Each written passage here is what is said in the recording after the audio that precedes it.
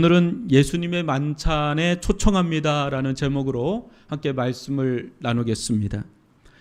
프랑스의 천재 수학자이자 철학자인 파스칼이 죽은 후에 하인과 그의 가족들이 그의 코트 안감에 꿰매어 있던 낡은 양피 조각 하나를 발견했습니다.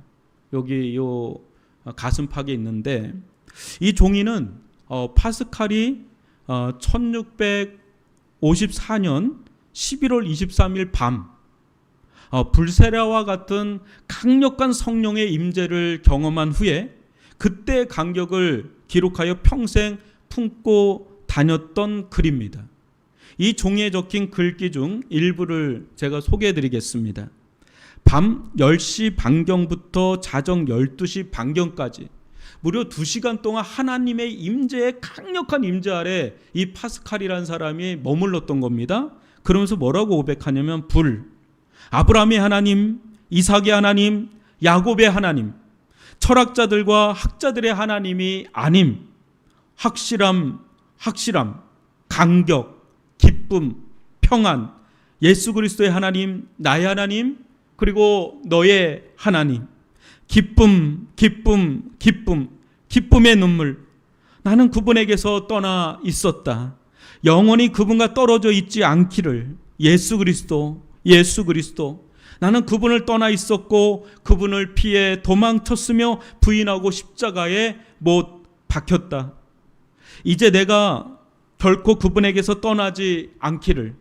그분은 오직 복음서가 가르치는 길을 통해서만 간질될 수 있음.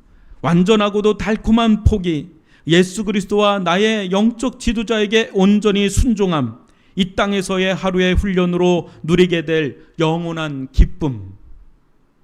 이거 외에도 좀 더 풍성하게 이 글귀가 담겨 있지만, 핵심적인 부분은 이 불세례와 같은 성령의 불세례를 받았던 이 파스칼이라는 사람이 그때 그 뜨거움과 기쁨과 평안과 말로 형용할 수 없는 그 환희를 담아놓은 이것을 평생에 그의 오른쪽 호주머니에 이것을 갖고 다녔다라는 것을 이제 뒤늦게 죽은 후에 알게 된 거죠. 파스칼은 당대 최고의 수학자이자 과학자였습니다. 이분에 대해서 얘기하자면 굉장히 긴데 천재였습니다. 아주. 동시에 유럽 지성사의 길이 남을 아주 천재적인 사상가요, 철학자였습니다. 이런 그를 역사는 실존주의 철학의 선구자라고 평가합니다. 이 모든 이력이 그에 대해 무엇을 말해줄까요? 그가 철저한 현실주의자라는 겁니다. 실존주의자. 그러니까 현실에 누구보다 밝았던 사람이 이 파스칼이라는 사람인데, 그가 당대 합리주의 철학의 대부인 데카르트를 향해 맹렬히 공격하며 기독교를 옹호했습니다. 그 이유가 무엇일까요? 기독교 진리만이 진정한 실존이고 현실이라 믿었기 때문입니다. 39세라는 이른 나이에 생을 마감했지만 유럽 최고의 지성인이 이렇게 된 것은 그 누구의 가르침이나 영향이 아닌 1654년 11월 23일 밤에 하나님과 깊은 만남을 가졌기 때문입니다. 이성의 최고봉에 있던 자가 하나님을 만나고 나니 무엇이 진짜 세상인지, 무엇을 추구하며 사는 것이 진정 가치 있는 삶인지 명확히 깨달은 겁니다. 우리는 모두 마주하는 현실을 잘 살고 싶어 하지요. 여러분, 잘 살고 싶지 않습니까? 누구보다 현실적으로 잘 살고 싶죠. 실존적으로 잘 살고 싶죠. 기독교가 전하는 이야기도 다를 바 없습니다. 그러나 복음이 우리를 당황케 하는 것은 뭡니까? 세상이 말하는 현실과 전혀 다른 이야기를 한다는 데 있습니다. 세상은 이것이 진짜야 하는데 복음은 아니야, 이게 진짜야 합니다. 그러나 누가 봐도 세상이 말하는 것이 진짜 같지 기독교 복음이 말하는 것이 진짜 같진 않습니다. 때론 뜬구름 잡는 이야기 같고요, 때론 허무맹랑한 신화 이야기 같기도 하고요, 어떤 이야기는 말도 안 되는 것 같기도 하고, 심지어 어떤 이야기는 화가 나기도 하는 이야기가 성경에 있습니다. 더욱이 이해할 수 없는 것은요, 이 말도 안 되는 이야기를 수많은 사람들이 믿고 따른다는 겁니다. 최근에 제가 느끼는 건 뭐냐면요, 크리스찬 연예인들이 굉장히 많이 일어나고 있다는 게 아주 고무적이에요. 요즘처럼 전도하기가 어려운 이 시점에. 그러나 더욱더 이해할 수 없는 것은요, 이렇게 예수를 믿는 사람들이 다 이상한 사람들이 또 아니에요. 뭐 이상한 사람들이 믿을 것 같은데 안 그렇으면 멀쩡한 사람들이 예수를 믿는 이런 일들이 일어납니다. 요즘 모자 무사란 드라마가 있죠. 박혜영 작가의 3부작 시리즈 중 하나인 모두가 자신의 무가치함과 싸우고 있다의 줄임말입니다. 좀 길죠? 드라마 제목이. 그게 모자 무사입니다. 박혜영 작가는 기독교인입니다. 그러나 그녀는 단 한 번도 나는 기독교적인 의도를 가지고 글을 쓴다라고 인터뷰한 적이 없습니다. 다만 지금까지 내놓은 작품인 나의 아저씨, 나의 해방일지 같은 작품마다 은혜, 구원, 사랑, 복음의 개념들이 녹아 있습니다. 그럼에도 이 드라마들이 많은 이들에게 어필하는 이유는 매우 현실적인 이야기를 하고 있기 때문에 그래서 이 드라마가 인기를 끌고 주목을 받아요. 요번에 나온 모자 무사에서도 주인공 한동만이 이런 말을 내뱉습니다. 대사 중에 이런 대사가 있습니다. 내 인생이 왜 네 마음에 들어야 되니? 내 인생이 왜 네 마음에 들어야 되니? 20년째 영화판을 전전하며 세상의 기준에 계속 밀리면서 무능력하고 무가치한 존재로 낙인 찍히는 가정에서 감정이 폭발해서 내뱉은 말입니다. 왜 내가 당신에게 그렇게 당신 마음에 들어야 되냐? 근데 이 말이 작가는 한동만만의 말이 아닌 오늘을 살아가는 우리 모두의 고백이라는 겁니다. 그는 어느 순간에 울부짖기도 합니다. 하나님 저를 이뻐해 주세요. 하나님 저를 이뻐해 주세요. 사람들은 저를 이뻐해 주지 않는데 당신만은 저를 이뻐해 주세요. 그 고백을 합니다. 작가는 오늘날 말할 수 없는 존재의 가벼움, 무가치함과 싸우는 현대인을 구원할 길은 오직 하나님께 있음을 은연중에 보여줍니다. 그리고 이것이 진정으로 현실을 대하는 길로 보는 것이지요. 오늘 살펴볼 요한복음 1장 14절로 18절은 이상적인 이야기처럼 들리지만 실상은 가장 현실적인 이야기입니다. 사도 요한은 뚱구름 잡거나 신화 같은 이야기를 들려주고자 소중한 시간과 지면을 할애하는 소모하는 것이 아닙니다. 그는 진짜 이야기, 진짜 현실 이야기, 진짜 세상 이야기를 우리에게 전하는 겁니다. 오늘 말씀을 통해 실존하나 잃어버린 세상을 다시 한번 발견하는 복된 시간이 되길 주님의 이름으로 축원합니다. 여러분 14절을 보시기 바랍니다. 말씀이 육신이 되어 우리 가운데 거하심에 우리가 그의 영광을 보니 아버지의 독생자의 영광이요 은혜와 진리가 충만하더라. 여기서 말씀은 우리가 알고 있는 뜻도 있지만요, 상당히 전도적이며 접촉적인 언어였습니다. 무슨 말이냐? 말씀으로 번역된 이 로고스는 당시 교회에서만 사용되던 교회 전용어가 아닙니다. 우리가 교회에서만 주로 쓰는 단어들이 있죠. 구원, 믿음, 은혜. 근데 이 로고스는 그런 단어가 아니라 세상에서 오히려 빈번하게 사용하던 일상 언어였습니다. 당시 지중해 세계를 지배하던 헬레니즘 문화에서 로고스는 세상을 이해하게 해주는 아주 중요한 개념어였습니다. 당시 사람들은 신이 있다는 것과 또 신이 세상을 만들었다는 것은 믿었지만 신은 플라톤의 이데아처럼 절대 범접할 수 없는 존재로 여겼습니다. 그래야 로고스, 즉 어떤 원리나 법칙, 도구가 매체가 돼서 저급하고 하등한 이 세상을 만들었다고 그렇게 믿고 있었습니다. 그런 세상이었습니다. 유대인들도 하나님을 믿었죠. 하지만 하나님은 하늘에 계신 분으로 아주 감히 가까이 할 수 없는 초월적인 그런 분으로 여겼습니다. 하나님도 그래서 로고스, 그 말씀으로 지혜로 세상을 지으시고 다스린다고 생각했습니다.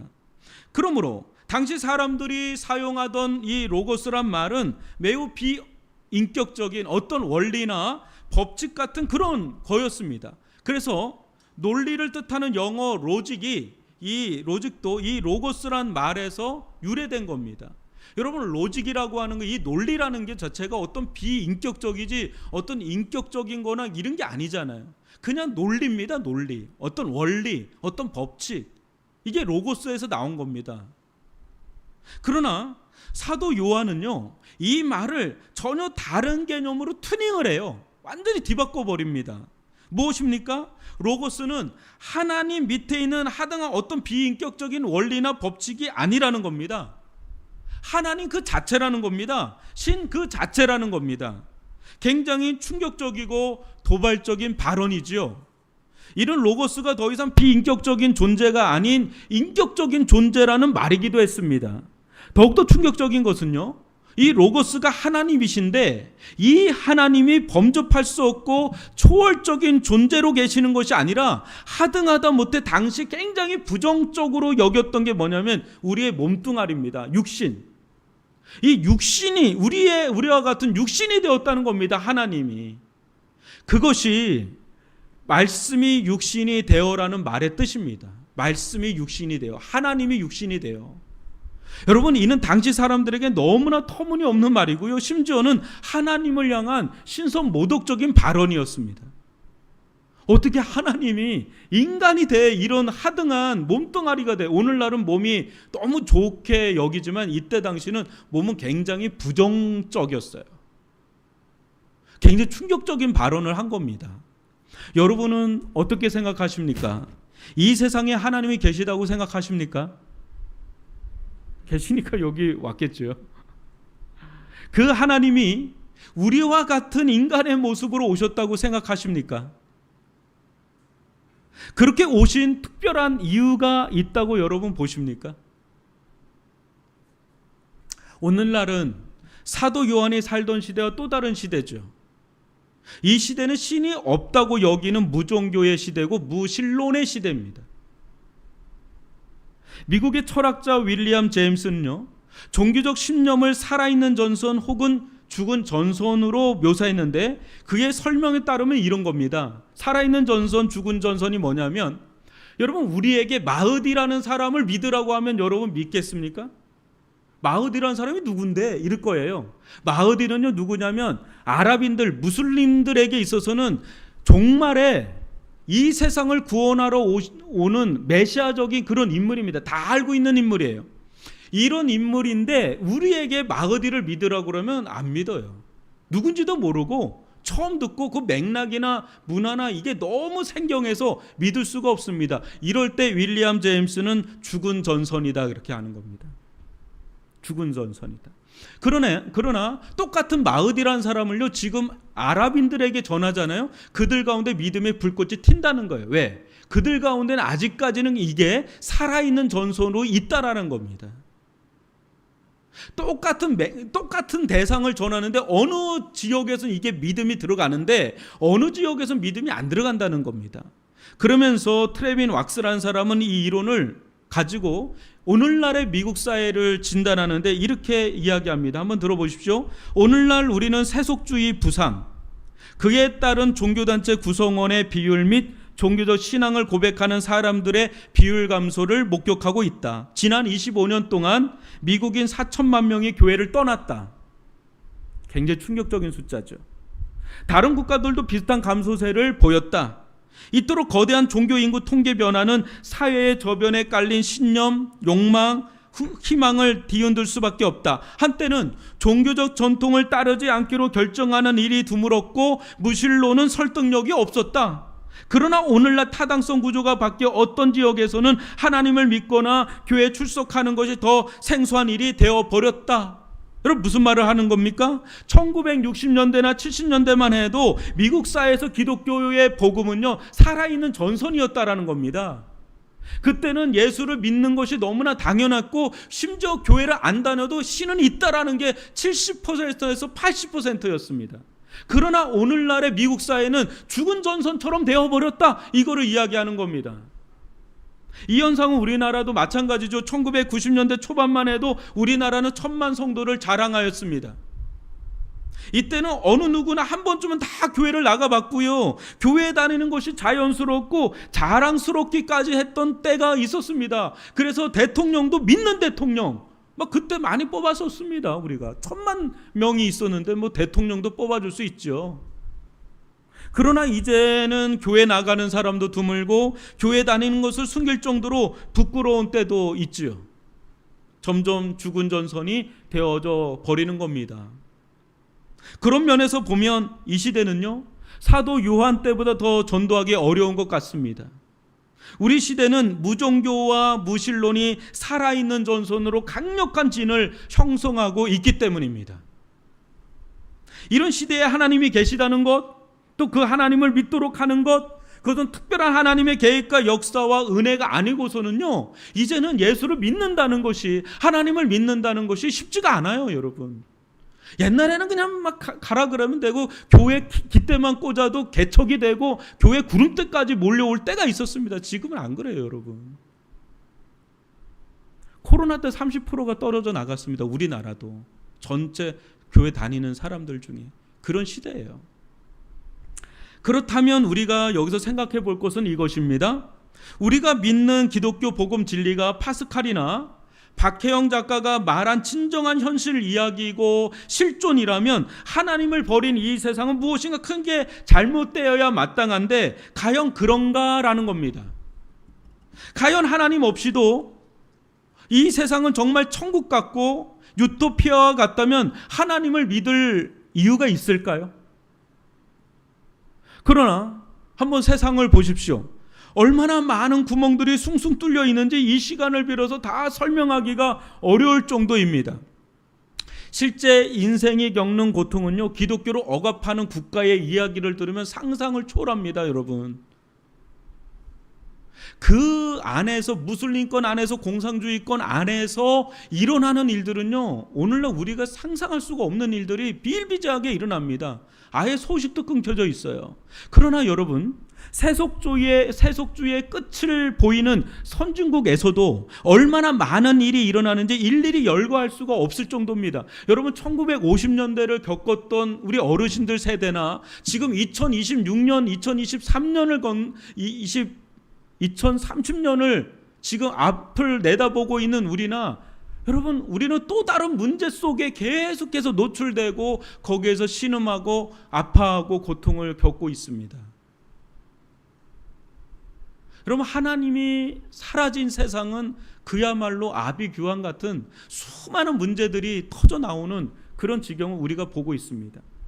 다음 주면 육산 지방선거가 있습니다. 어제 그제부터 사전선거가 시작됐지만 후보자들은 연일 각종 공약을 내걸고 자신이 뽑히기만 하면 무엇이든 다 될 것 같은 환상을 심어주려고 안간힘을 씁니다. 여러분, 요즘처럼 정치가 가열된 시대가 있었습니까? 요즘처럼 정치가 우상화된 적이 있었습니까? 물론 여러분, 나라에 있어서 정치가 중요합니다. 꼭 투표를 하십시오. 하지만 여러분, 과연 정치가가 로고스입니까? 구원자가 될 수 있을까요? 하나님이 없다니 하는 말입니다만 하나님보다 더 위대할 수 있느냐 말입니다. 이들이 말하는 것들이 과연 현실적입니까? 여러분 알잖아요. 아니라는 거. 그 공약 막 겁니다. 수없이 우리는 투표를 해봤지만 공약 다 못 지킵니다, 여러분. 자기 임기는 못합니다, 그거.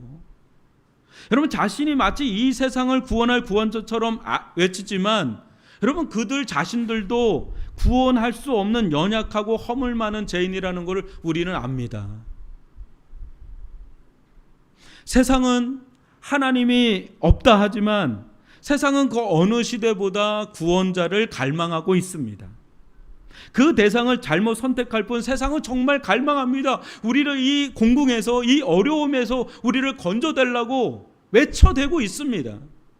여러분, 그만큼 하나님이 빠진 텅 빈 공간은 세상 그 무엇으로도 채워질 수 없는 깊은 공간이에요. 이 깊은 허기짐과 공허함이야말로 이 시대가 겪는 가장 큰 비극이고 가장 근원적인 목마름이고 굶주림이고 절대적인 결핍입니다. 하나님이 빠진 자리는 그 어떤 것으로서도 메꿀 수가 없다라는 거죠. 그러기에 다시 한번 사도 요한이 소개하는 한 분을 여러분 눈여겨보시기 바랍니다. 14절로 15절입니다. 말씀이 육신이 되어 우리 가운데 거하심에 우리가 그의 영광을 보니 아버지의 독생자의 영광이요 은혜와 진리가 충만하더라. 요한이 그에 대하여 증언하여 외쳐 이르되 내가 전에 말하기를 내 뒤에 오시는 이가 나보다 앞선 것은 나보다 먼저 계심이라 한 것이 이 사람을 가리킴이라 하니라. 사도 요한은 우리에게 한 사람을 소개합니다. 세례 요한도 우리에게 한 사람을 소개합니다. 사도 요한은 세례 요한의 증언을 빌어 우리에게 이 시대에게 한 사람을 소개하고 있는데, 그런데 이 사람이 일반적인 사람이 아닙니다.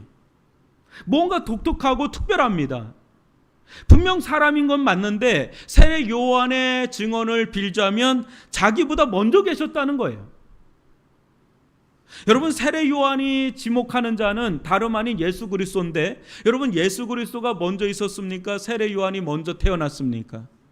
세례 요한이 6개월 먼저 태어났습니다. 그럼에도 불구하고 세례 요한이 먼저 계신 분이라고 소개하고 있고요. 심지어 예수님 스스로도 요한복음 8장 58절에 보면 자신이 아브라함보다 먼저 있는 자라고까지 얘기했습니다. 이 말은 단순히 몇 개월, 몇십 년 앞섰다는 말이 아닙니다. 이 세상이 존재하기도 전인 영원부터 계신 이라는 말입니다. 즉 자신을 하나님이라고 소개하고 있습니다. 예수님은. 그런데 이 예수님이 우리와 같은 육신의 모습으로 우리 가운데 오셨다는 겁니다. 이 말은 잠시 잠깐 동안에 우리 같은 육신이 된 것이 아니라 이후로도 계속 육신으로 계신다는 말입니다. 이 사실이 충격적인 것은 여기서 말하는 육신이 단순한 육신이 아닙니다. 우리와 같이 얼마든지 죽을 수 있는 그런 육신입니다. 여러분, 우리의 육신이 어떻죠? 연약합니다. 부서지기 쉽고요, 피곤에 지치기 쉽고요, 한계를 가진 그런 육신입니다. 정말 볼품없고요, 깨지기 쉬운 도자기 같은 이 몸이 바로 우리의 육신입니다. 그러기에 예수님은 분명 하나님인 건 맞지만 너무나 볼품 없으셨습니다. 나약한 인간의 몸을 그대로 입으셨기에 시험이 들 정도로 헷갈렸습니다. 예수님을 보면 무엇이라도 하나님처럼 보였으면 모르는데 너무나 인간적으로 보였기에 어느 누구도 그가 하나님이라고 여길 수가 없었습니다. 그럴 정도로 예수님은 완전히 인간이었습니다. 이런 모습은 우리에게도 이해할 수 없었으나 1세기 당시 사람들에게는 거의 코페르니쿠스적인 충격 그 자체였습니다. 당시 신들은요, 절대 인간들과 어울리지를 않았습니다. 여러분, 그리스 신화를 보십시오. 그리스 신화에서 세상 무엇보다 열등한 존재로 표현되는 게 인간입니다. 인간. 그나마 인간 가운데 좀 나은 인간이 있는데 신과 인간 사이에서 나은 반신반의인 헤라클레스, 아킬레우스 요런 사람들 정도만 조금 우등한 정도로 취급받았지, 인간은 다 하등한 존재였어요. 그때 당시. 그런데 신이 이런 하등한 인간이 된다? 이는 정말 있을 수 없는 일입니다. 유대인들 또한 하나님은 저 멀리 하늘에 계신 초월적이고 거룩하시고 영광스러운 분이신데 하나님이 누구나 보고 만지고 들을 수 있는 이웃집 사람처럼 우리와 함께 거하며 산다? 여러분, 이건 말이 안 되는 이야기를 지금 하고 있는 겁니다.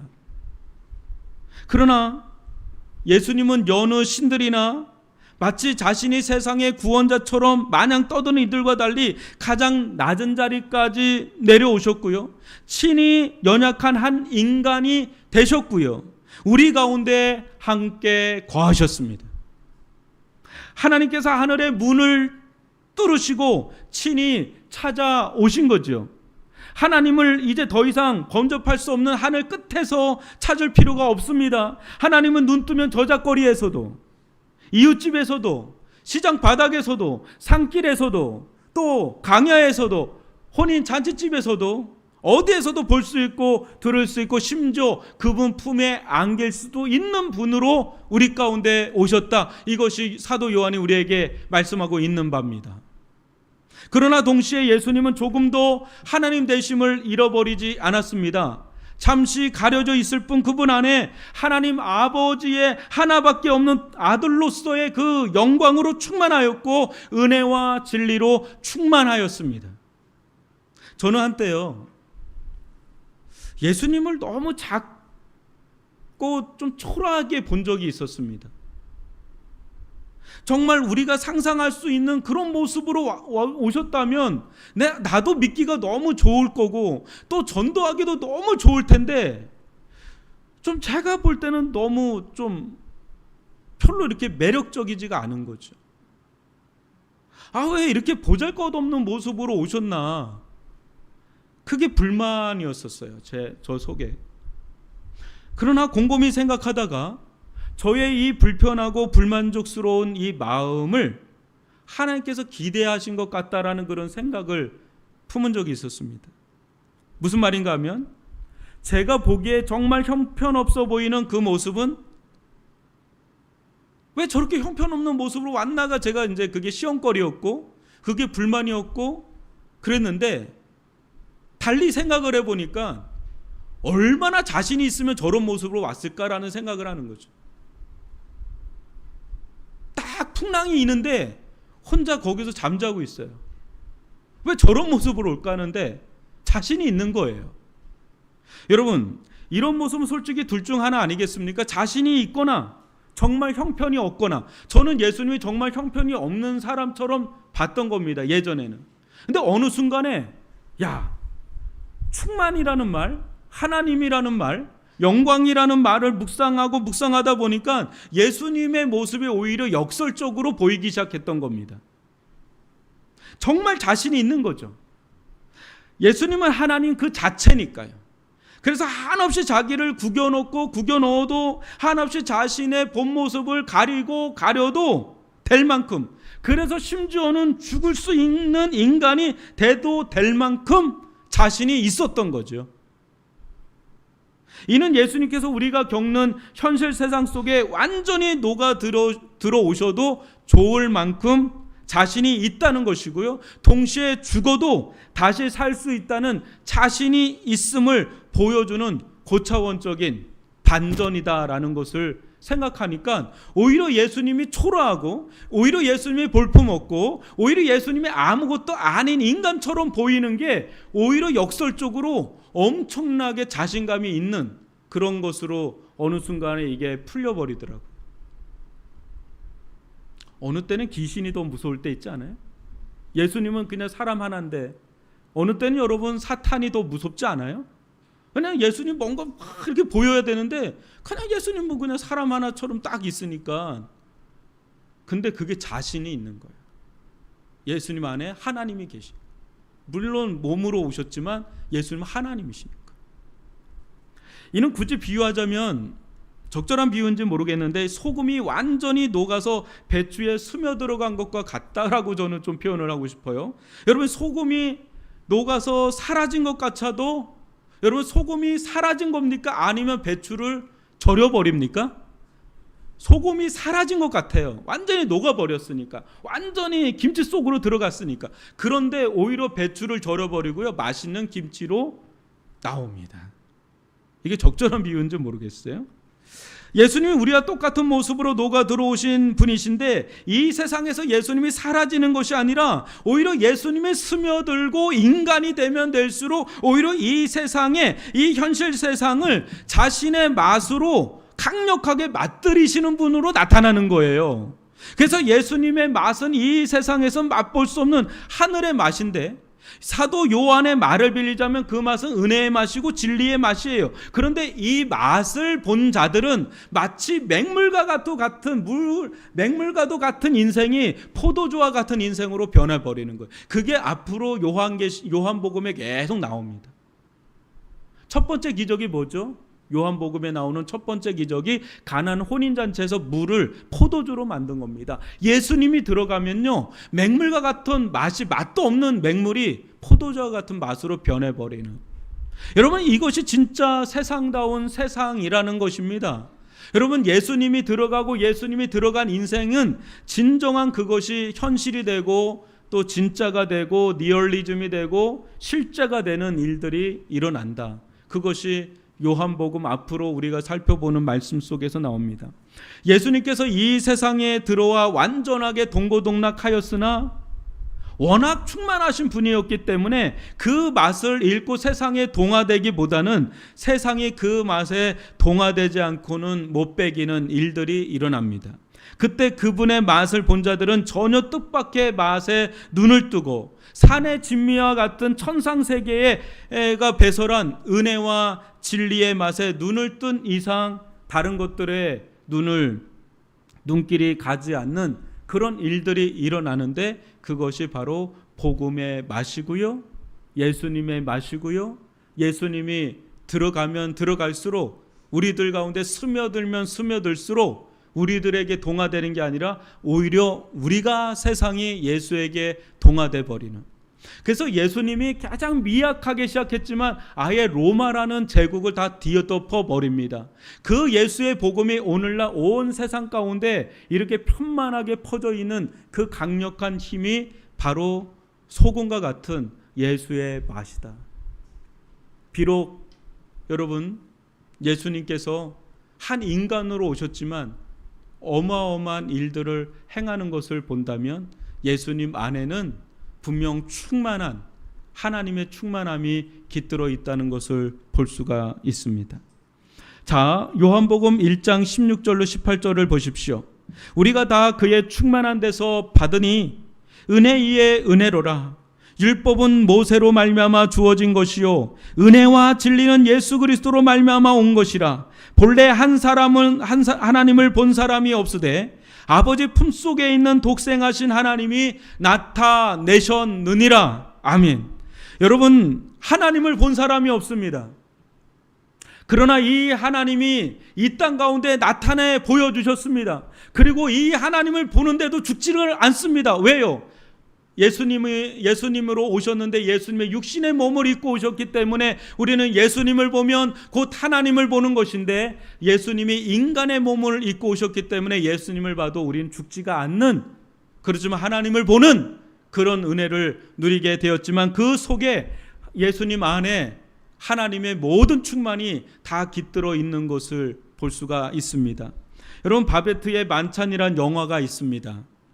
덴마크 작가인 카렌 블랙센이 쓴 소설을 가브리엘 악셀이라는 감독이 영화한 것인데요, 1988년 아카데미 외국어 영화상 수상작이기도 합니다.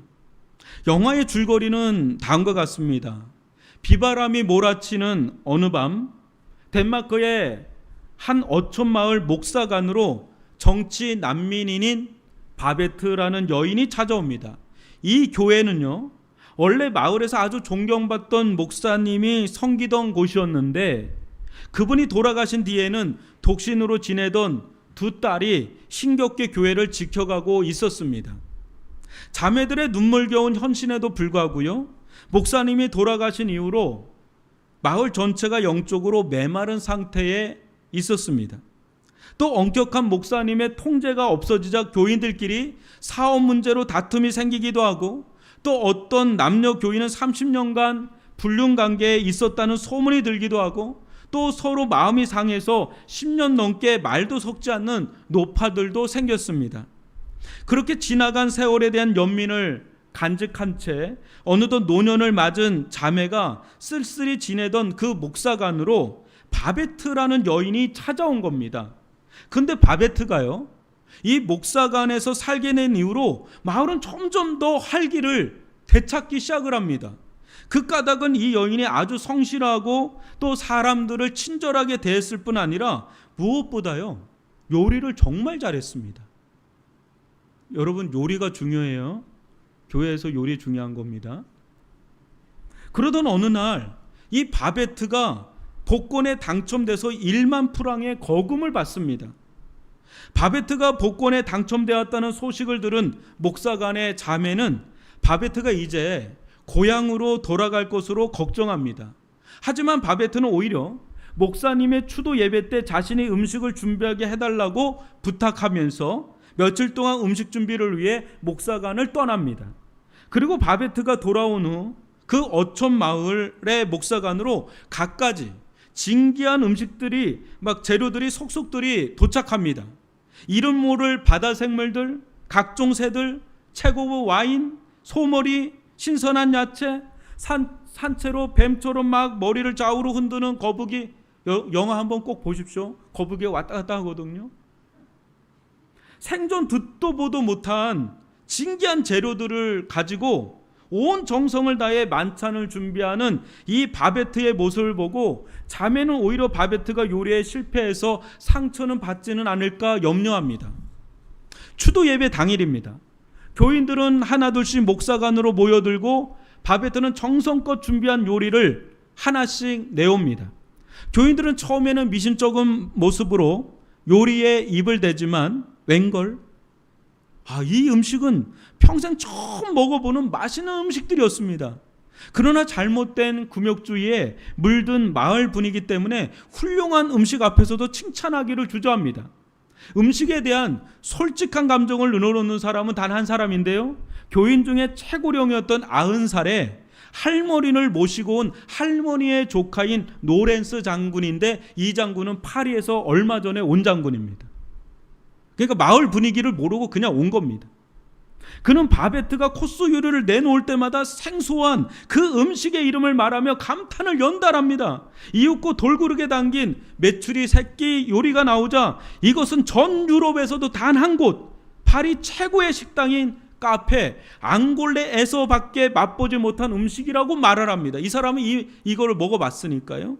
노렌스 장군은 바베트가 내놓은 요리에 얼마나 감동을 받았든지 이제 하나님의 무한한 은혜에 대해서까지 떨리는 음성으로 말하기 시작합니다. 노렌스 장군이 갑자기 식사를 하다가 벌떡 일어나서 이렇게 고백합니다. 들어보십시오. 우리의 눈이 열리는 순간이 오면 우리는 은혜가 무한하다는 사실을 보고 깨닫게 됩니다. 내 친구들이여, 은혜는 우리에게 아무것도 요구하지 않습니다. 우리가 확신을 가지고 은혜를 기다리며 감사함으로 그것을 인정하는 것 외에는 말이죠. 형제들이여, 은혜는 받을 자격을 두지 않고 우리들 중 누구도 특별히 배제하지 않습니다. 우리는 우리 모두를 품에 안으며 보편적인 용서를 선포합니다. 이처럼 훌륭한 음식을 통해서 분위기가 고조되자 마을 사람들은 어느덧 닫혔던 마음의 문을 열기 시작합니다. 다른 교인에게 사기를 쳤던 남자 성도는 상대방에게 용서를 빌고요, 말 한마디 섞지 않던 노파들은 서로에게 축복의 말을 건네기 시작했습니다. 목사님의 두 딸 중 필리파라는 이 딸은 아름다운 목소리로 노래하고, 성도들은 목사님의 생전에 아름답게 신앙생활하던 추억을 나눕니다. 식사 후에는 밖으로 나아가 서로 두 손을 잡고 뜨겁게 찬송을 부릅니다. 그리고 드러나게 된 뜻밖의 반전, 이 바베트가 실은 노레스 장군이 말했던 파리 최고의 식당 카페 앙글레의 최고 수석 요리사였고, 자신이 받은 복권 당첨금 1만 프랑을 바로 그날의 만찬에 모두 사용했던 것입니다. 저는 조은아 집사님이 당첨을 했으면 좋겠습니다. 그래야 우리가 삽니다.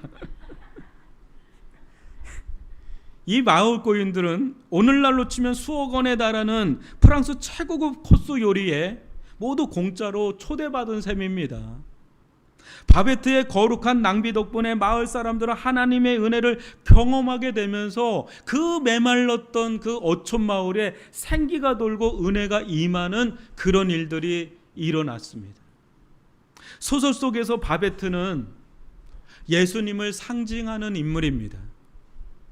예수님은 실제 바베트보다 더 심한 낭비와 만찬을 준비하셨지요.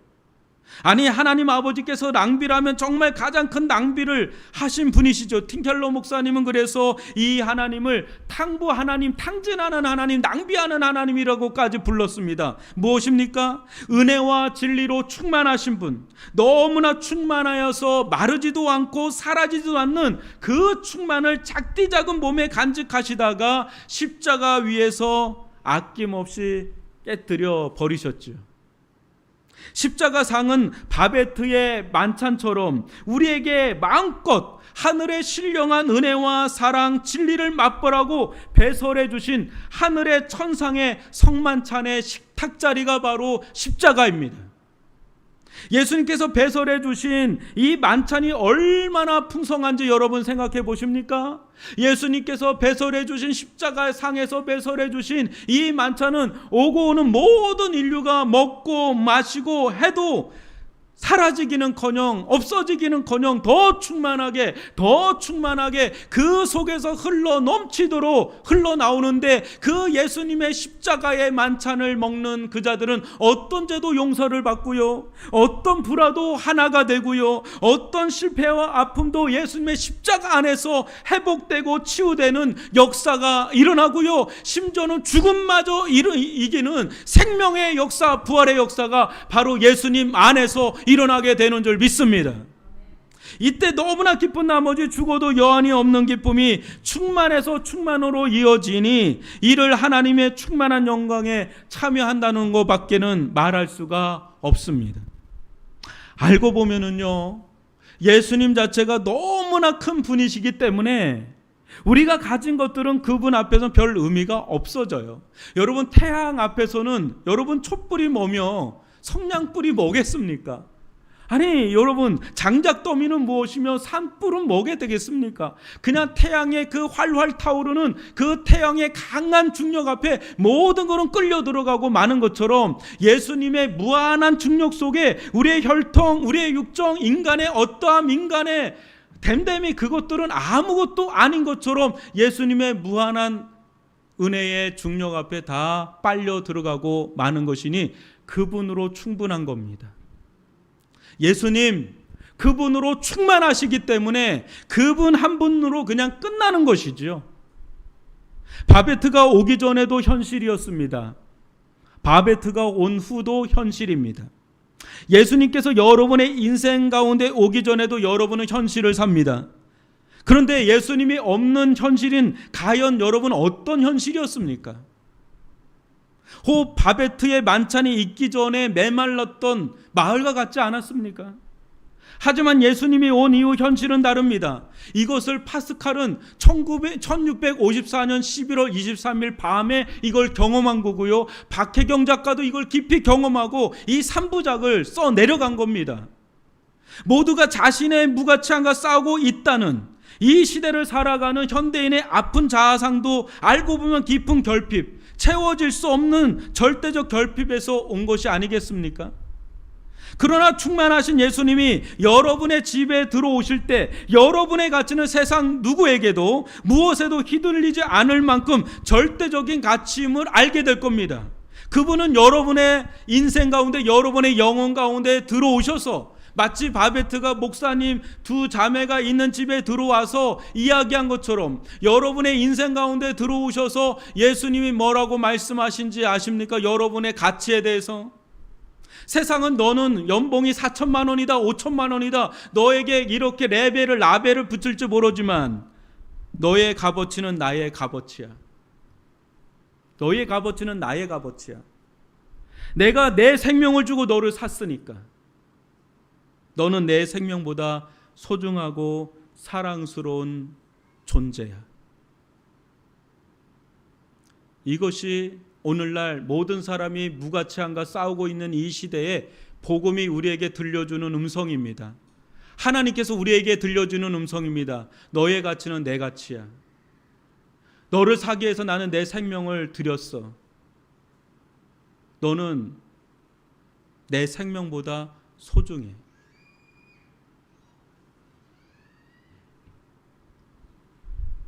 이것이 하나님의 무한대의 은혜이고요, 변치 않는 진리고요, 이것이 파스칼과 박혜영 작가와 바베트를 통해서 우리에게 들려주는 현실입니다. 이게 진짜고요. 뭐가 진짜일까요? 예수님이 오셔서 여러분에게 진정 배설해 주신 성만찬, 이 복음의 성만찬을 여러분들 마음껏 먹고 마시기를 주님의 이름으로 축원합니다. 예수님 안에는 마르지 않습니다. 예수님 안에는 마르는 법이 없습니다. 오히려 더 충만하게 흘러나오는 은혜로 충만한, 진리로 충만한, 생명으로 충만한, 그것이 우리를 덮고도 남을 만큼 충만한 그 예수님과 연결되는 자들, 그 안에서 여러분들의 가치는 빛을 발하게 될 것입니다. 여러분, 예수님의 만찬에 여러분을 초청합니다. 여러분, 이 초청에 응하시고 여러분들을 그 누구도 휘두르게 만들지 마시고 예수님 안에 거하심으로 그 안에서 부어주시는 그 예수님의 맛에 진하게 여러분들 배이게 되는, 맛들이게 되는 그런 믿음의 사람들 되시기를 주님의 이름으로 축원합니다.